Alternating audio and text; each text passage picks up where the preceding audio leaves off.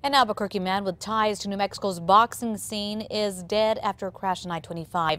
While friends are remembering Derek Casaus tonight, deputies say the death could have been prevented. News 13's Chris McKee is in the Newsplex with the details. Crystal, deputies say Casaus was killed last night when he was hit by a truck trying to run across I-25. But deputies say he shouldn't have been there in the first place.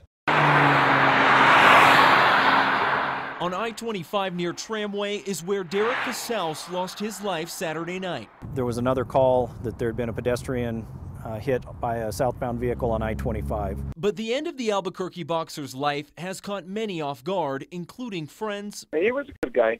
He really was. And deputies. You know, worst case scenario, there may have been an arrest made out of it. Deputies say Casaus shouldn't have been on I-25, but rather a half mile to the east at the intersection of Rainbow Road and Tramway, where a crash was first reported. We got a call that there was a vehicle traveling eastbound on the westbound lanes of Tramway approaching Rainbow. Deputies say Casaus was driving that car, which had a minor crash in the intersection. But instead of staying on scene, witnesses saw Casaus drive off, then park the car behind a gas station near the Sandia Casino. Two individuals got out of the truck and they had seen them fleeing westbound.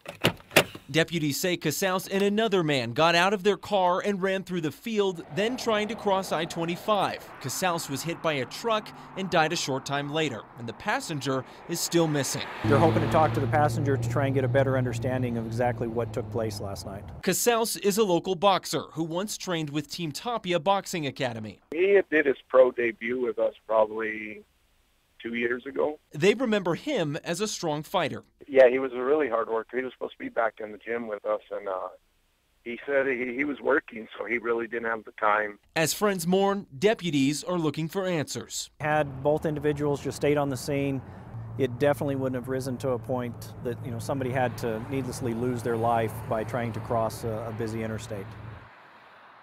Now, deputies say they are still looking for the second person who ran from Casaus' car, but say that his person is not facing any charges at this point, nor is the driver of the truck that hit Casaus. Crystal, back to you.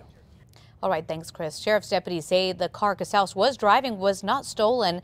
They are looking into whether or not alcohol played a role in the crash.